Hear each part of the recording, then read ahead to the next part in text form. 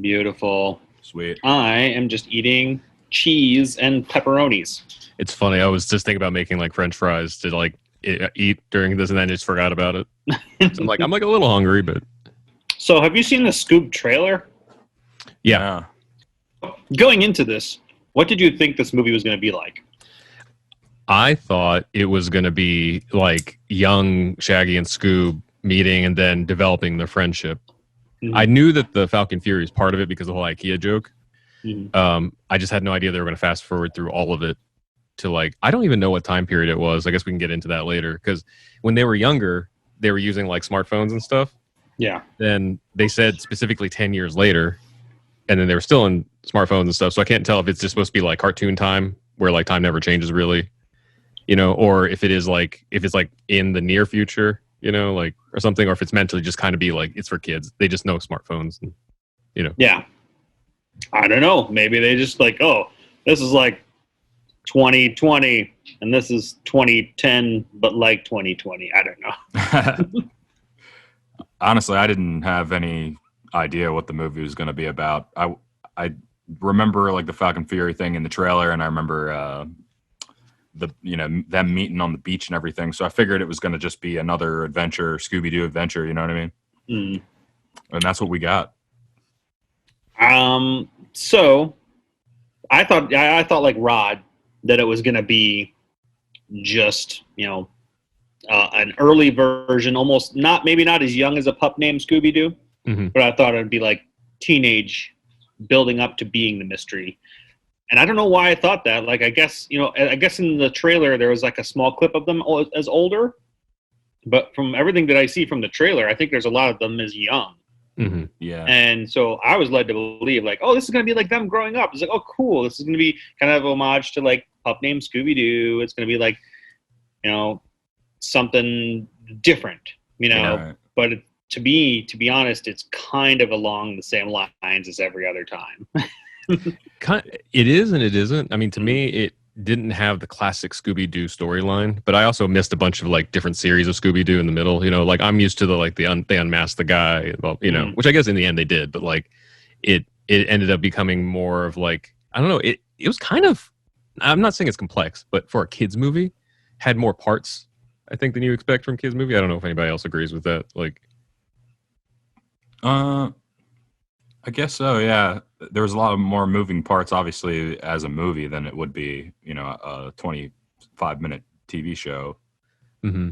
I mean, well, I guess I mean like that they were like it's more than just one overarching plot, I guess. Yeah, they were like parallel heroes' journeys. Mm-hmm. Like once again, we always have spoiler things. But I guess spoiler warning. Like the Falcon Fury is not the one that we think it is.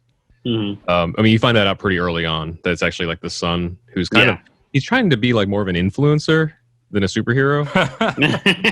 And I guess that's kind of like that. Maybe that's a writer's commentary, but the whole thing is like his journey kind of parallels Scooby and Shaggy, kind of trying to find their purpose. Mm-hmm. Yeah. So I thought that was interesting because if it was just a straight up kids movie, it'd be like fart jokes, they eat sandwiches, and then it ends. Yeah. I mean, it's a little bit similar though to the first one, to where they're like everybody's broken up a little bit. Mm-hmm. And so like, oh no, Scooby and Shaggy kind of break up at one point. I think they do that in that other movie too, like the live action one. Yeah. Where, like, Scooby and Shaggy go their separate ways for a short period of time. Mm-hmm. I don't know. I mean, there's a lot of, I love Hanna Barbara, to be honest. Like Me too. And I like the fact that they had Captain Caveman in it, Dick Dastardly, Muttley, Falcon. I was like, okay. I mean, I wasn't a fan. I didn't think there was anybody that big of a fan of them. Like, oh wait, he was an existing character before? Yeah. Okay, I didn't know that. Was it Dino Mutt or whatever his name? Mutt. Gotcha. Because in my head, I was like, oh, this is Bird Person and like Mega Man Dog. Yeah. No, they're existing, and I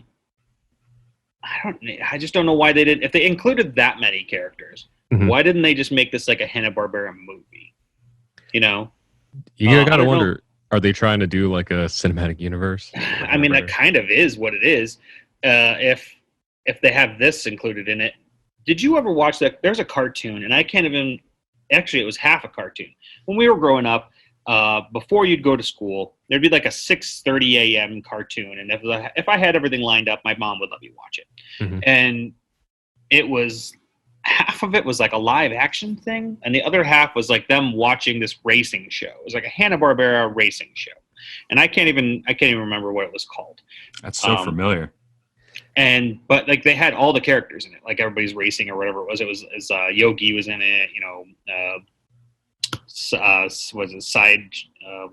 I can't even remember the Panther one, the side show, or I can't remember. And Magilla Gorilla and all those guys were in it, and so I wonder like why they didn't try to include, if they included like Dick Dastardly for some weird reason, why wouldn't they include the rest of them? Wacky Races. Yeah, so there you go. I remember that too. Actually, when we were watching it and they mentioned Dick Dastardly, I like looked over Vince and I was like, oh, they're gonna pull characters from that racing show. Yeah. I don't even remember there being really a plot besides just there being like a little racing, with all the characters and stuff. I actually was Captain Caveman and Dick Dastardly from other cartoons, because I knew them from the racing show. They were Captain in their Caveman own, it's his own thing. I can't remember how they exactly started, if they had their own cartoon when they started.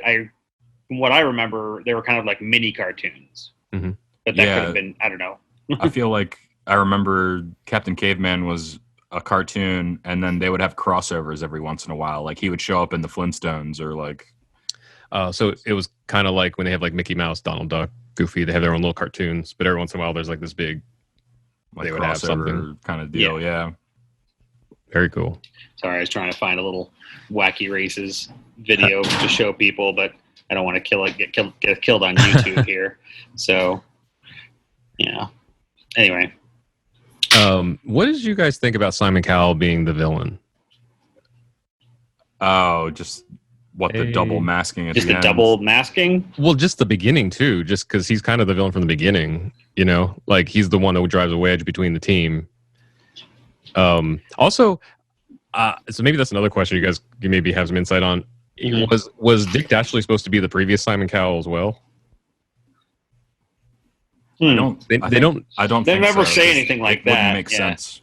Oh, okay. Because to me, it kind of made sense in the fact that it like he was trying to split them up and then take them, But I'd have to rewatch again thinking about it, because I could be wrong. I feel like he didn't learn about Scooby until later.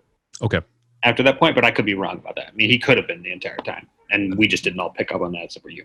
Well, that was the whole intention of the double masking, was to try for Dastardly to blame Simon because of that scene. But like I'm saying, like the beginning of it though, like I don't know if Simon at the beginning was Dick Dastardly at that time. That I don't think so. Under like one mask or something. Yeah. So I don't know. I watched it and I was like, this feels like, I don't know, maybe I'm just a little jaded. It feels like a really like outdated pop culture reference.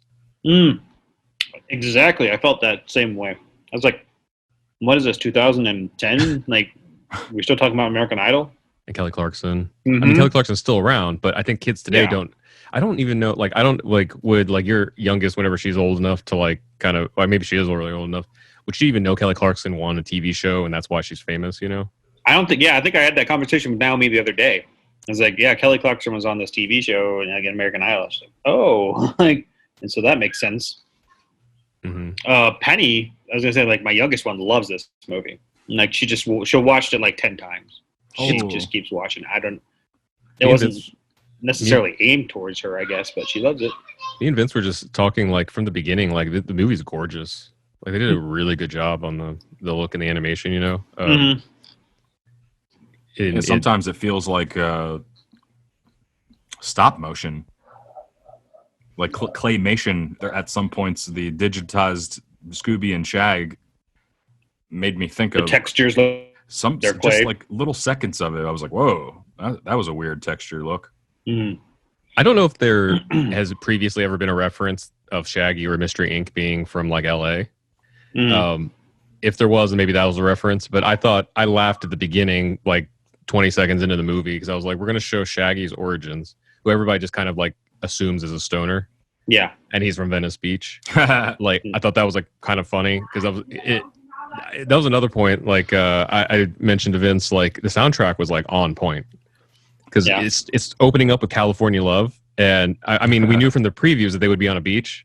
And so hearing that and knowing that they'd be on a beach, I was like, "What are they at Venice Beach or something?" And the very first shot is that marquee Park with Venice. Marquee, yeah. And I was like, "What?" I hear that song and I just immediately think of Venice Beach. Like, wasn't that also a shot in the live action one too, where they were both like, it was kind of assumed they were stoners, like in a van. Oh yeah, Mystery right, Machine. yeah. that's right. Yeah, that is a good point. I forgot about that. If I would have ever thought about it, for some odd reason I thought that they'd be on like the East Coast because how many creaky like when I think of like the old houses they have, like there'd be like old houses that they're going in and finding like these millionaires for some odd reason have made a labyrinth of traps and other things. Yeah, that does kind of ring like country. Yeah, I always kind of assumed they were kind of like the Simpsons, where like the geography was like moldable to the current situation. Like when I was a kid, I was like, I thought that their van, like when we saw them pull up to a mystery, it's meant because they drove like overnight from another state because that's what they do, or something. Yeah, but they never said that. I remember I just kind of assumed, that they're pulling up to it, so they were like coming from like the last place or something. Also, the fact that like they had the Harlem Globetrotters on the show several times. So that's right. I remember that. Yeah. Why didn't they have them in this movie? And they had their own cartoon. The vibe of this particular animated movie, to me, so I probably have like a 25%. Oh, hang on, my lights are changing colors. Because it's the sun's setting and these stupid smart lights are smarter than me. To me, the vibe kind of felt like halfway between the cartoon that I remember as a kid, like the original one, and then the live action movies. Like it had like mixed parts. Yeah. Like an amalgamation of all the different details. And I think the opening, if I'm not mistaken, was just a recreation of the original opening credits, right? Oh, I didn't notice that. I think if you go look at like the old show, I think they recreated especially because they showed a bunch of villains that we never saw in the movie, but I remember them from the original intro. So if it wasn't the exact same, they hit these like cornerstones to reference it, because they were kind of like out of nowhere, like the robot coming out of any, like that happened in the original like animated thing. And the same thing with like the Frankenstein looking guy came out from the bookcase at the beginning. Yeah. And stuff. I don't know who did that theme song. I don't want to like I hate ragging on musicians because I know I hate it when people are like, I'm not a fan of the song, unnecessarily like critical of me. But yeah, it didn't feel like it had like the energy that we remember from a great theme song. Well, was it Simple Plan? Or MXPX or Simple Plan? No, it wasn't. Well, MXPX did one, and I think they didn't do one for an actual show. Simple Plan did one that's different. Like it's called "What's New, Scooby Doo." Yeah, that's the one that I remember. ScoobyDoo. Yeah, that was a show. Yeah, that was huge. But that show's even different. They've actually had probably 5 different shows just in the last 20 years. Yeah, which is a pup named Scooby Doo. We just did a that was in the for 90s. Scott, so so if you're versed on all the different versions of this song. If you go to NerdSync and see Scott's latest video on Scooby Doo, highly recommend it. Actually, he goes through a bunch of like history of Scooby. Mostly Vince actually worked on it. A medley for Scott to do of all the different theme songs, including the instrumental ones. So yeah, there was a bunch of them. It's funny. Even though I grew up watching like the original show and the pup named Scooby Doo, I think in preparation for this movie, Scott's video was probably 90% of the information I had about Scooby. There's a bunch of stuff I just didn't know. In this movie, Scoob, he gets his name from like a box of crackers plus his Scooby snacks. Hold on a second, guys. All good. We're still in quarantine. My kids torturing each other. Siblings. Quarantine. There's what's the one that's on Netflix right now? My kids, there's a version of Scooby-Doo that basically had like an ongoing story arc. And I think Mystery Inc. That might have been it. Yeah, I think it's Mystery Inc. And it was different definitely than the other shows. It even had, and I don't think that Shaggy and Velma had a thing before, but in that show, like they had like a thing as well. Mystery Inc. So I looked it up. Best Coast did the Scooby theme for this movie. Okay. That's an interesting choice because they're kind of like an indie, I'm not rock band. familiar with them. Yeah. Mm-hmm. I know a couple of this. They were one of those groups. I hate to describe it this way because it also dates me or ages me. But anybody that's similar to our age will know the reference. Like it kind of reminds me of like the iTunes commercials bands, you know? Oh yeah. Like they'd have one or two like big hits from like that wouldn't be a hit on the like on its own necessarily in the mainstream, Right. but it would be featured in some like really cool commercial or something and then just blow up, you know? Yeah. And so that's that kind of band to me. Like they have an underground following. It's just interesting that was the choice for this one. That's true. I wasn't a big fan of it. Not that it was horrible, but it just had a weird sound. And it was slower, I feel like Scooby Doo does lend itself to like that rock, straightforward kind of like, hey, this is a fun thing, you know, and it just didn't seem like that. Yeah. It's a little thin.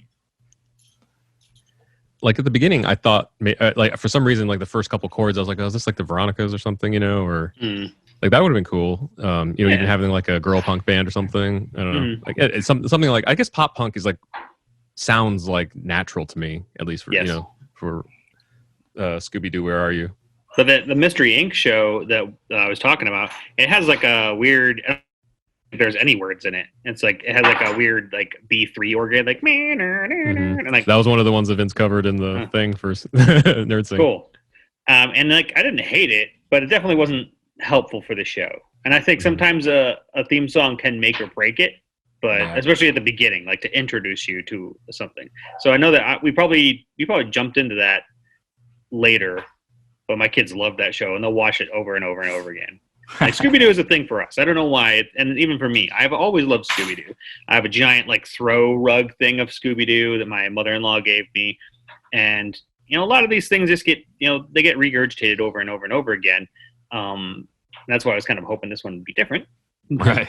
Even though it was slightly different, but I felt like I had the same kind of idea. Like, oh, well, you know, we're all coming together. We're going to go get the bad guy. And it's, you know, somebody else, you know. Yeah, it's pretty par for the course. Even though they had like the space Dick Dastardly thing in it, still was kind of weird.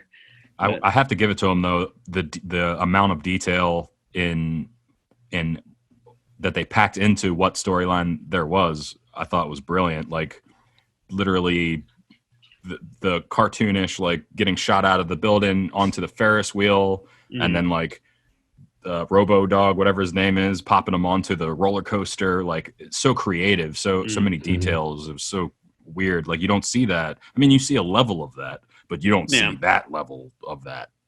So that was insane. The little robots were freaking scary, man. That was fun. Those little and robots. Adorable.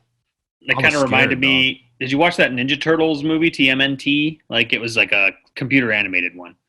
Oh, I haven't seen any of those. And like they have little monsters. Or there's like, I think there's one specific little monster, but like they would come out of nowhere and freak people out. But yeah, these things were terrifying. It's fun, but then they would be like super cute too. Yeah, like they had a mind of their own for some odd reason, but they were listening to like Dick Dastardly, like Minions listen to Gru. I don't know. I was really, going to say, oh, go ahead. Really, overall, the movie was all over the place, like with themes and genres, and I mean, there was no like consistency. Even in the very beginning, like he throws on, what was it, like a Backstreet song, and then he goes through all the eras of music. It's like, what are we doing here? Like, I don't even know why that was part of it. That's why, like, when did this start again? You know, like, okay, like Backstreet, was this in the 90s, and did they have cell phones then? And like, and what then Kelly Clarkson, and what era, what time? It was all over the place. On hindsight, now that we've seen the whole movie, I think I feel like, I don't know, I might be, if there's any writers that happen to be watching this of the show or the movie, I feel like that opening sequence of him scrolling through the decades was kind of like a purposeful, like, whatever, you know? Daddy, why is this dead? Because the, you know, like, it kind of sets a very 90s setting with California Love and Show Me the Meaning of Being Lonely. Yeah. And then he's just like flip, and like, oh, now he's listening to Ira Glass, you know? It's just all over the place. Yeah, it was weird. Wind's kicking up over here. Oh yeah, it's all the clouds. I know, I don't know if it's cheap or not, but I got a couple like easy laughs. You know, like they had like a Avengers Endgame reference. Yeah, Fred like doing the Captain America, and he put his ascot on. I mean, it got me to out loud say like, "Oh, the ascot," Mm-hmm. and then he charges, and Yeah. he just gets like flicked away. Yeah, I kind of felt like this was a purposeful, like, ish endgame thing. I don't know if they were trying, or just superhero thing in general. They're like, let's brainstorm an idea, guys. What if we have superheroes in this movie? Like, okay. Like, I don't know. I wasn't a big fan of it. Like the whole Falcon part, I could have almost just ignored. Yeah. I also was not a fan of Brian. Just because of how we know Falcon Fury and Dino Pup, like I kept saying out loud, like, I hope he gets his moment, and he really doesn't. I mean, he does, but it's kind of weak. He just like pops his wings open and like gets Cerberus to fall through the gate. I mean, I guess that was his moment. That's interesting too, because that moment didn't lead to growth. He became a DJ. So I don't know. So Josh, when the credits started rolling, we looked up online to see if there was like an end credits thing. Mm-hmm. Did you see one? No. Okay, we didn't see one either. On the end credits thing that I saw on this website, said there would be an end credits scene featuring Captain Caveman joining the Falcon Force. Huh. What? So I don't know where that came from, but if that were the case, then maybe that's why like we didn't see like a completion of Falcon Fury or Brian's like character arc. Like we saw him have his hero moment. But then we didn't see, usually in a movie like this, we see like, oh, now we have our team, or now I'm going to go be a real hero or something, instead of just an Instagram guy. And if they would have put that in, at the end, then that might have been what they meant to do, instead of just being like, oh, he's the DJ now, Yeah. I don't understand. I mean, I guess he's in Blue Falcon / DJ Falcon. I don't know. I don't know. I don't know at that point. I mean, I guess it was a cute way of like bringing the whole group shot at the end, was the idea. And Fred gets his van back. Yeah. In love. I like that he was in love with the van. T-shirts. Hey, Penny, I'm on my podcast. Can we be quiet? I looked on. I see you looked up T-shirts. Good job. Thank you. Do you want to wear them? I don't want to wear those T-shirts. But they're so cute. Oh, goodness. I love them. New member. No, just Exactly. And we got Penny on. Yeah. She knows everything about. She's seen the movie more than any of us. Seriously. Hey, Penny, come here real quick. Oh, wow. Hey, Penny. Did you like the Scooby Doo movie? Yeah. What's your favorite part? Scooby. Did you do anything funny that you liked? Mm-hmm. Like what? Like that bad guy that scooped up Scooby Doo with that thing. Mm-hmm. Mm-hmm. And trying to steal him. Oh, yeah. And He's saying, a silly bad guy. yep, and saying he's the key. Man, she knows it. Yeah. That reminds me, thanks Penny, that I remember something that I thought was kind of funny was that whenever there was like a plot point that adults would notice was a weird inconsistency that children probably wouldn't notice, the characters in the movie would acknowledge it. So like at the end when Fred comes and grabs Shaggy and they go to rescue the gang and stuff, like was it Dee Dee, was that her name? The Falcon Furies. Yeah, like the pilot or technician that we meet, that's the assistant. She was just like, where did the van come from and how did it get to here? Like, 'cause there's like to another dimension or different part. Like, and it was like, yeah, like how volcano. How did that happen? And then it's like, oh, it's Dick Dastardly. Like, oh, okay. Yeah. A, B, C, I don't- D, E, F, G, I, Yeah, it was a weird movie. I have to say it's probably not my favorite. I don't know that I would watch it again unless like a group of friends wanted to like partake in substances and watch it. But I think it was worth watching once. I don't know if it was worth like if I didn't have kids, I don't know if it was worth $20, $25, whatever. But luckily, Josh has kids and he got it, and that's how we watched it. I think we talked about it in the past. It was a movie that was supposed to come out in theaters, obviously, and then there were. I actually just stumbled upon it. Like, I was like, oh wait, Scoob's coming. When is Scoob coming out? I haven't only seen that one trailer, and I think it was Amazon. That it was. I don't know if it was specifically only Amazon, But I don't think it was an Amazon exclusive, but I didn't see it on other. I didn't look for it on other things. I had heard that it was going to be on all platforms for $20 rental, $25 purchase. yeah, it's the thing I was thinking about. It's like I was like $20 rental. That's freaking ridiculous. Like if I'm going to pay $20 to rent this gosh darn movie, if I'm going to end up liking this movie, I'm going to want to have it. Yeah, I might as well just buy it. Yeah, and what was it? Another $4 or something like that? It's $5, yeah. Another $5. Mm-hmm. So I was like, might as well buy it. So yeah, and you have a little one that's priority, like made up for it in ticket costs if you did see it in theaters. yeah, she's seen it probably 5 or 6 times. So Oh, wow. I mean, it's just kind of played constantly for a week or two. So When you turn off the television, there's still like the image of the static Scooby-Doo. image of Scooby. Do televisions still do that? No. Not really. Burn in a thing still? Man, that's the thing is none of your kids probably know why screensavers exist Yeah. because they're not like necessary anymore. I don't know. I don't think we burn in such a big deal anymore. I mean, it used to be Yeah. for especially for projection televisions. I remember my friends got in huge trouble because they left Mario on pause and they went somewhere and came back and that is forever burned into the screen. Is this bug nope wherever they were Mom. in Mario. I remember in the 2000s, like the early 2000s through the 2010s, like there would be a feature on the TV where it would automatically rotate pixels by 1 pixel. So that even if you paused it, it wouldn't do it unless you had something that took up a bunch of blocks, Yeah. Man, we're old. You know what's even funnier is when I went to go describe her watching it a lot, I tried to actually think of the most current way for that to happen, and the burnt-in screen was the only thing I could think of. Because the first thing that comes to mind is oh, she would have worn that DVD out, till it doesn't even play anymore. But that doesn't exist anymore either. Speaking of, gosh, we repainted downstairs because we got a new couch, and so we have all these DVDs. And my wife just wants to get rid of them, and I'm like, no, they were supposed to be displayed for all to see. This is my DVD tastes, Right. But It's I know everything's kind of digital, and to be honest, I would rather buy everything with a Blu-ray / code, so I could watch it wherever I want to watch it. But if I'm at home and I want to, have a big giant clear 1080p, yeah. I'd rather have that. Yeah, this was the 4K UHD or whatever. Yeah. We have the first Roku that ever came out. We also have an Apple TV, but where we watch this, we have in the garage, we have this old Roku.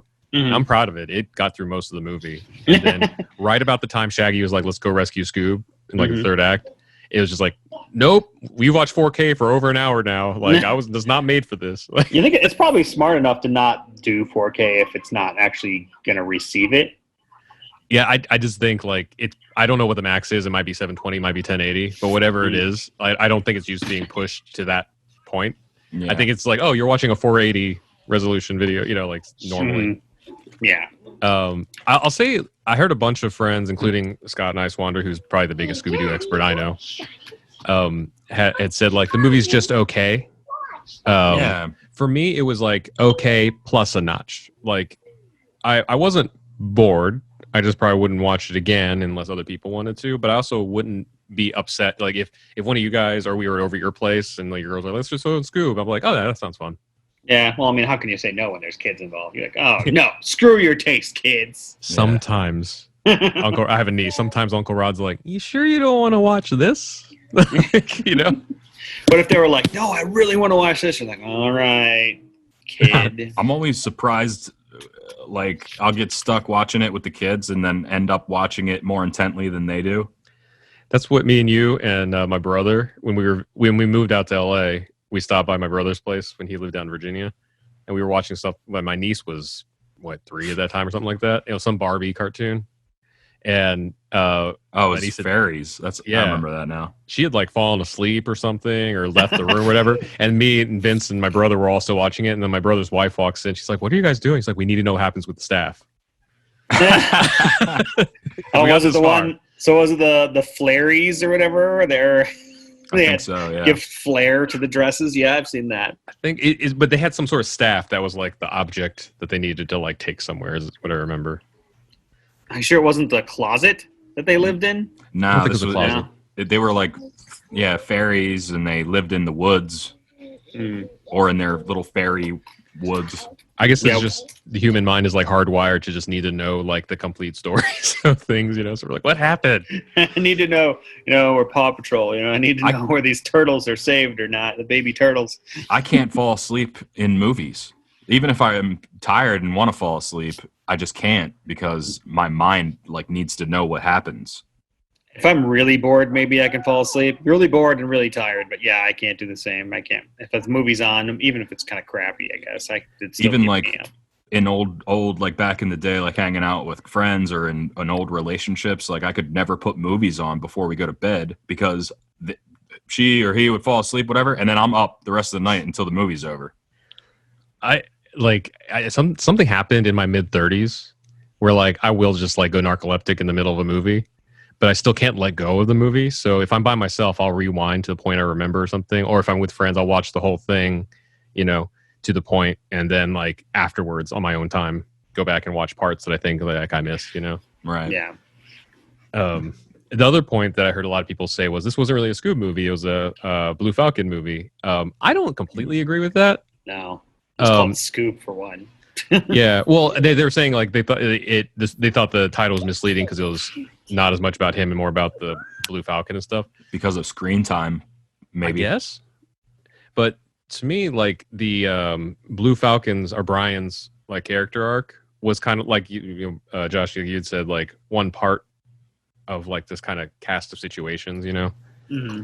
Yeah. that happened. But yeah, I mean it was fine. Exactly. It was fine. It's I feel like it's almost was a Netflix movie. I mean, it looks good enough to be a regular movie, but to be honest, like just overall, if I would just watch that on Netflix, I was like, oh, that'd be a Netflix that was made for Netflix. This is a movie I would watch on the plane or There's a on myriad road of. trip. Not only is there like a ton of Scooby Doo television shows, but there's a ton of Scooby Doo like just movies, straight to video movies. I So- actually was surprised to see how much content Oh yeah. is actually out there on Scooby Doo. Who owns does Cartoon Network own Scooby Doo? I'm assuming, and all Hanna Barbera. It's whoever has Hanna Barbera. Yeah, I'm assuming it's Cartoon Network because I think when they did so well with the original Cartoon Network and then thus created Boomerang, I think they did nothing but show those 24/7. It was like Scooby Doo and all that kind of garbage. I'm actually like keeping myself from binging the Hanna Barbera app on Roku, and I didn't even know it existed until I watched Scott's video, and then I was like, "Oh no, that's not good," because that's what I grew up on was all Hanna Barbera. Yeah.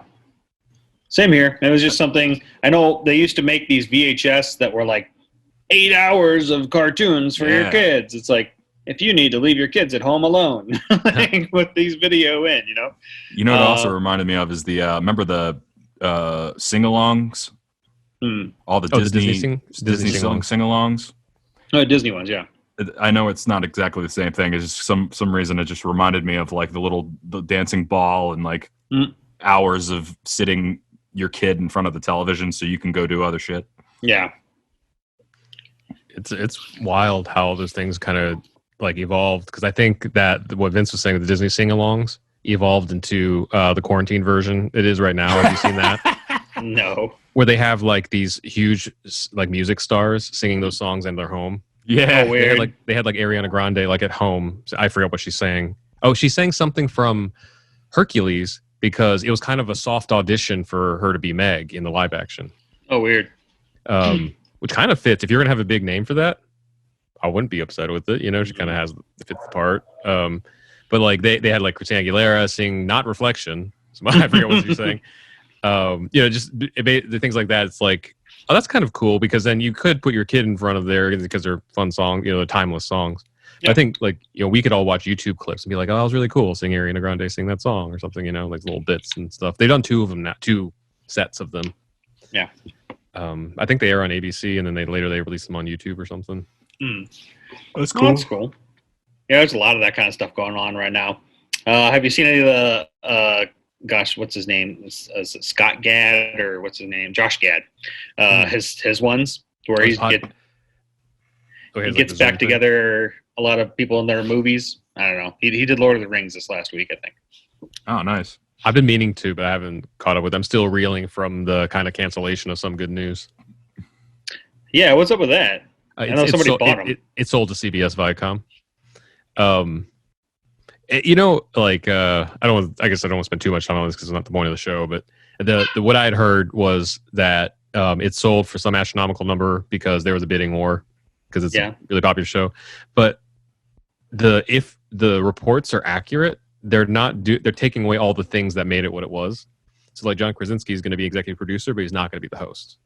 Huh. That so it's weird. CBS says it's going to be behind a paywall on the CBS app, but John Krasinski said that the show is always meant to be free for everyone. So I don't know what that means. You know. Then why did you sign, John? Well, then the point that someone made, like, you know, he's not, you know, just like a YouTuber. You know, he's a working actor. Yeah. And when Hollywood ramps back up, he's not gonna be able to do this. Which apparently it already has been allowed to continue now. Like in the middle of the month or something. Yeah, I thought it was already allowed as of the 10th, I think. Or I mean, what's the day? The 8th, 7th. Yeah. So soon. I'm sure they're already ramping up. Like, all right, starting on the 10th, we're shooting. You know. So like it was never going to be able to like keep going, and this was the one way that it could have any sort of life. And if he's an executive producer, then at least maybe. But I don't know. Like we'll see. You know, like it was a great thing when it lasted. But yeah, I was gonna say like that's really weird that he would do that. I mean, to be honest, you would hope that he'd be like, all right, you know, after this thing's done, it's like, and this comes to a close, you know, or wait till the end of the whole virus thing to like give it its last hurrah and then maybe sell it off so that someone else can do it. They did kind of do a last hurrah. That's what actually got a lot of people to look it up in the first place. Because the last episode was the community episode. And he actually had a lot of people that were featured in previous episodes like do actual segments in the show. And then at the end, he didn't say like, you know, we're taking a break or anything like that in the actual video. But at the end, he said, we will be back. And I was like, oh, that was an interesting thing to say. Maybe they're taking a break. And then later I was sending the video to a friend, and then the first line of the description was like, we're taking a break for a bit. I'm like, oh, okay. Okay. I think he would have been an okay Fred. Oh, yeah. I mean, I always loved Matthew Lillard, like nailed Shaggy. Like, maybe that was the thing too. It didn't seem like Shaggy to me. Yeah. It was Will Forte, right? Yeah. And Captain Caveman, I was like, it didn't even seem like Captain Caveman to me. It was just like, that's Tracy Morgan. Yeah, exactly. You hear Tracy Morgan's voice, and you're like, whatever. I guess I could say something on that act too. I was kind of, that was a critical moment for me. I should start like that because Captain Caveman is my dad's favorite. Mine too. And oh, nice. And I was like, if they get this wrong, I'm going to be really upset. And to see his club open up and the dinosaur pop out and hit him on the head, I was like, all right, cool, I'm good. Fan service. Yeah, as long as they do something. You always figured that they would make that like its own movie, like Captain Caveman. I don't know why. I mean, he could be. Me and Vince but not as Tracy Morgan, please. Please. Me and Vince were sitting there, and then that thing happened with the club, and I was just like, Vince wasn't even saying it to me. He was just like, under his breath, he's like, perfect. Yeah. Superb. That was a crucial moment. I like when Shaggy seemed like when he was describing everything like wrong, and everybody just kept commenting on it, you know? Yeah. Like, and sippy cup Cerberus. You know, like Middle Earth copyright infringement. Oh, yeah. That was a great speech. Not really, but it was funny. Yeah, exactly. That seemed on brand for Shaggy. Absolutely, it was weird at the end, like, you know, Scoob is gonna die, and like, or Shaggy's gonna die, or whatever. It doesn't really matter. Like, and you're like, no, you know they're not gonna die. Like, and when I hate when movies do that, you're like, I know 100% this character's not going to die. Right. Why on earth would you even tease that? Like, you like whatever stakes that were gonna be there. There's no stakes. Like, you just don't feel like it. Now, if it was like Falcon that was gonna like save, like, put his life in danger because of the way he felt about, you know, him not being the greatest or whatever, I would buy that. Right. But I just don't buy Scooby or Shaggy. Because he was supposed to be like, Shaggy was volunteering himself to like be trapped in the underworld for assumingly forever. because that's what happened to what's his face, Muttley. Which is a whole nother. I guess I was gonna say a whole nother batch of questions, but it's cartoon logic, so whatever. Like he's still wasn't he alive. in Home Alone? What, Muttley? Yeah. I don't know. Was he watching it or something at some point? It's just the. Joe Pesci's like. Yep. No, I watched something to where like he had to like create his own little thing like that because he'd been in so many Scorsese movies beforehand, and he just curses up a storm. So he's like, okay, this is a kids movie, and now I gotta keep it not. Yeah, right. Do it somehow. G-rated, So kind of like a note to what Josh had said about there not being any stakes with Scooby. What was so weird was my intellect and being like not a Penny's age and stuff. I know it's like, no, they're not going to just like separate this and leave this movie like this because it's a kid's movie. Mm-hmm. But for some reason, the moment like when Shaggy disappears and Scooby puts his head down and then the gang goes and like just puts their hand around him and stuff. Mm-hmm. That moment, I was just like, like what a gut punch! Like I felt like at least that the acting at that point that they did all their the animation, the voice acting and stuff captured an emotional moment. And then I get pulled back. I'm like, okay, so how's he gonna come back now? Yeah. I would almost have loved. I would like this movie better, I think, if they would have all been like that kid version the entire way through, and like Falcon's his age, and they're just kind of dealing with themselves as kids. Mm-hmm. I think growing the relationship and seeing like him first meeting Scooby towards that part, and then him being like, I love you. I'm gonna do this for you. Mm-hmm. Then I'd almost feel like, okay, I get it. I know he's not gonna die, but at least I get why this is gonna happen this way. This is like the point in a relationship where they solidify everything. But yeah, I don't know. I just wish that there was like what I thought it was gonna be when I saw the trailer. There's so many movies that they cut them a certain way, and you're like, why on earth would you cut this way? They also cut out a joke I thought was one of the funniest moments in the trailer where Scooby licks Shaggy, and then Shaggy licks him back, and he's like, how about we don't do that again? It's funny because that the scene happened, and then when they cut to the next part, I'm like, oh, they didn't do that scene from the trailer. I thought it was really funny, It was a surprise to see the Dino Mutt licking with a metal tongue. Mm. So at least we got something, and it looked like it was like a cheese grater because like yeah, geez, a little bit like a dog's tongue. So I do have some points in the movie I was definitely disappointed, but then other points I think they paid a good respect to the universe, and then like as a whole is like. It was a fun movie, I guess, but it wasn't like the best Scooby stuff I've ever seen by any stretch. It was okay. Mm-hmm. The Falcon Fury kind of made me mad, to be honest. Like, just because I remember it being badass. Like the reason he was there is because he was a superhero, and the only thing you really got or was able to see Falcon do was when he popped his wings open. Mm-hmm. We didn't get to see anything. He's like a tech guy, you saw Dynamite and his the pilot do way more than I guess that was the point, is like that was his character. He's this son that can't fill his father's shoes type deal. You know what I mean? I get that, mm-hmm. But it was just like, man, that's a waste. Falcon Fury, man. Sure. Now knowing that both of you were really familiar with that character previously, do you feel like it was a missed opportunity to have a very small cameo of the original Blue Falcon with some celebrity voice? I don't really care. Yeah, it's such a one-off character, the old character. I'm sure it was bigger back then, but okay. Yeah, I wonder if it would have been cool if like you see him for like a scene for some reason, and it's like Peter Cullen or something, or that'd be fun, I guess. But like an older version, like a old Batman, like Batman Beyond or whatever.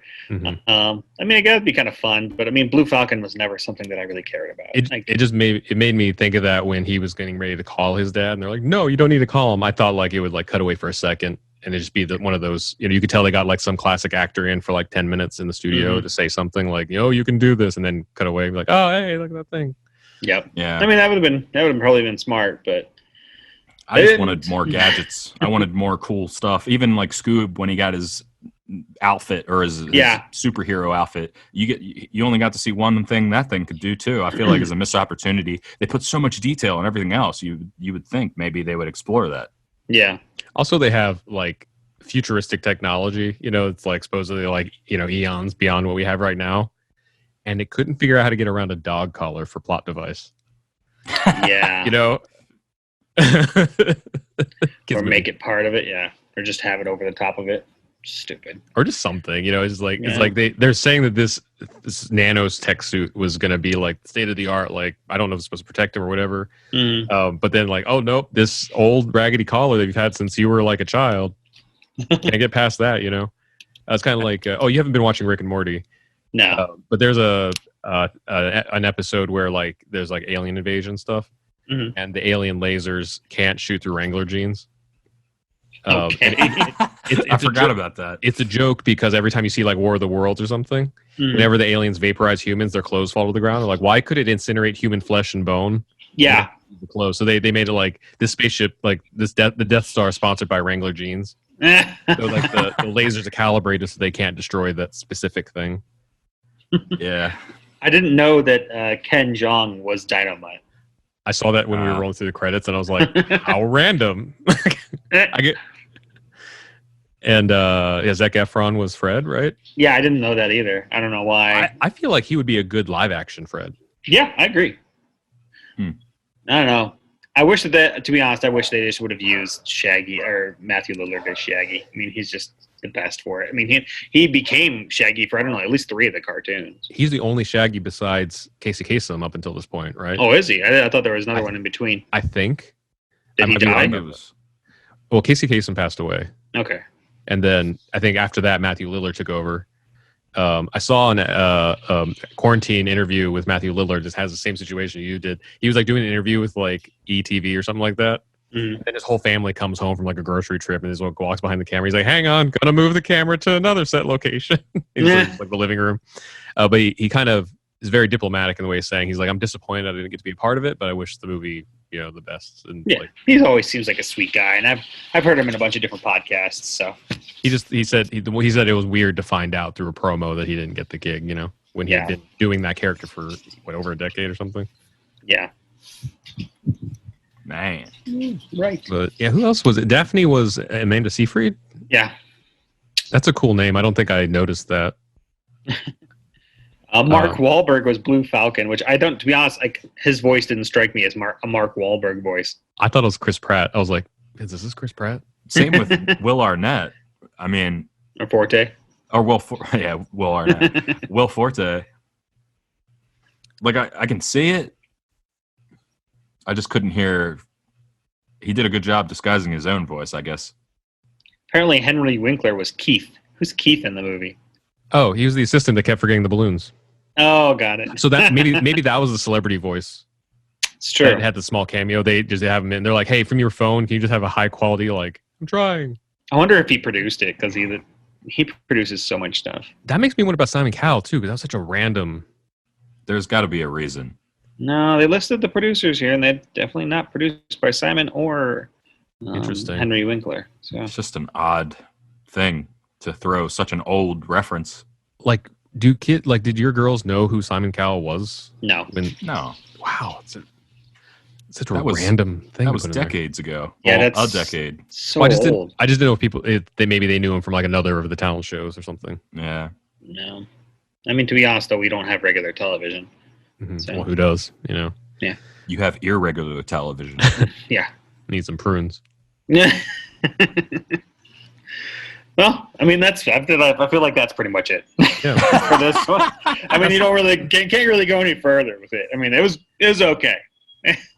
Later, if you have kids that really want to see it now, and they're like Penny, $25 for them to watch it over and over, that's probably great. Maybe wait a couple months until it's cheaper. If it were me in quarantine and we didn't get to see it in theaters, I didn't have the AMC pass, whatever thing, I would wait till like maybe Amazon had like a $5.99 rental sale or something, Yeah. I think that seems to be one of those for me. Like last little question. Did you guys see Trolls, one of the Trolls movies? I saw the first one. I never saw any of the Trolls movies. Some of the television shows. Was this kind of like that? What do you mean? Like in the vibe, like the, No. like I like the Trolls movies never struck me to like I didn't want to ever see them unless I happened to see it like coming, scrolling through or something. But I understand it's a huge franchise with kids. Which is weird because I felt like the first movie didn't do very well. At the And I box think office. it might have, at the box office. I feel like it probably got legs on Netflix because of the movie on Netflix and the television show on Netflix. Somewhat similar to Angry Birds. Like it didn't do very well in the theaters. It went on Netflix, blew up on Netflix. Subsequent television shows and then a sequel. Yeah, Netflix and supposedly like the rental, even the paid rental numbers Even paid were pretty decent for, like a movie like that. Yeah, I mean, So for kids nowadays, I mean, my parents never really took me to the theater very often. mhm. So we were mainly rentals. For anything for kids, and that just makes more sense for kids. I mean, why would you? I don't know. Same with us. We didn't really go to the movies a lot either. I mean, we did, but it was mostly like go to the store, rent a movie. That was you sit with your family, watch a movie. I mentioned it because I was talking to my brother and he said like my niece who's 6 now, the new Trolls movie, Mhm. she would just like watch on repeat. I guess kind of like Penny, although it sounds like it's more than that because my brother said like for the last 2 weeks, anytime she wanted to watch a movie, it's just Trolls 2, which I think got a little expensive for him because Trolls 2 was only for $20 rental. Ooh. But I think he was kind of okay with it because it's a 48-hour one. It's like if she'll watch it 6 times in 2 days, then sure, rather than she be happy. Yeah. It would be something else if like she like watched half an hour once and then was like, I would have to say that I am completely legit nowadays. I never really ripped too many movies online, but I definitely did a lot of other music and everything else. But if you were going to continually do like a $20 rental, I feel like that's going to tempt those pirates to be like, put the hat on and raise the Jolly Roger, Yeah. That's too expensive. I mean, maybe for like the first couple months and then afterwards it lowers the price. But even then, I feel like you're tempting some people. I'm also going to assume my brother's usually pretty good at wheeling and dealing. He probably found some promos and credits and stuff like that, but I don't know. I guess it's also like the circumstances are very different, like he may have taken her to go see it a couple times anyway. Yeah. So like doing it at home a couple times and then he doesn't have to pay for his ticket, basically. Maybe, I don't know, like we're in a whole new territory here with like entertainment, Sure. Because July, the only movie that's going to come out is that weird like Rob Pattinson movie, like the indie film. I really wanted. There's a movie. I don't know if it's out yet. It has what's the guy from SNL? Davidson. Oh, Pete Davidson. Yeah, he's got a movie coming out. Basically, like in the movie, his dad dies in like 9/11 or something, and his dad in real life died in 9/11. Yeah, it's And King of Staten Island. It looks really good. I mean, it also has like Bill Burr in it, and it has who's the old guy? It might be out already. It might be. Oh no, it's coming out. So by the time everybody hears this, it looks like it'll be out or within a day or so. I saw some industry stuff about this. They said that because Trolls World Tour did so well, this was the studio's next thing, and they're like, these are two different beasts. You're not going to be able to gauge the same numbers from this. Like, what's going to be the draw? Outside of cinephiles. Yeah. Also, the world kind of has this weird like dislike of Pete Davidson for some reason. Yeah, I feel that too. I don't know what it is. I mean, I think he's funny, but yeah. Oh, Steve Buscemi? Steve Buscemi. Yeah. He's not listed on the cast. Was he supposed to be? He's in the movie. Oh, I guess maybe a very small part. Oh, I thought Crazy Eyes was Oh, there he is, Papa. Is that him? So yeah, I mean, like I pulled up the cast or whatever, and it's not on the first page of the cast. Yeah, he's under the fold. What the heck? Why? It must be like a very small part. He was in a couple of different scenes that I saw, like just in the preview. So, but whatever. Maybe they'll pull a Scoob on us. Maybe it's actually about Pete Davidson like finding a mystery solving crew and going to the space. It looked like a good movie, a touching movie, but a good movie. And he's usually pretty funny. So nice. Anywho, yeah, next week we should talk about Shield. Shield came back finally. Yeah. I mean, like to be honest, it kind of silently came back. We're like, wait a minute, Shield's this week? Like, Right. I saw them do like a full cast thing on Facebook, whatever. And I was like, oh, I gotta tune in. But So far, yeah. so good, man. Well, that'll be next episode. Yeah. I think it seems like they kind of knew what they were doing and just marketed directly to the fans that were already watching instead of trying to like get outside people in. Because Yeah. I found out it was coming back because of like Instagram. Because I followed Agents of Shield Instagram account and it had the countdowns pop up. Yeah. I follow them on Facebook too, but I didn't. They probably didn't pay for me to see it.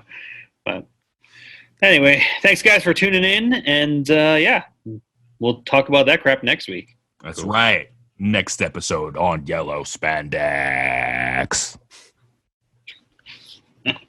Love it.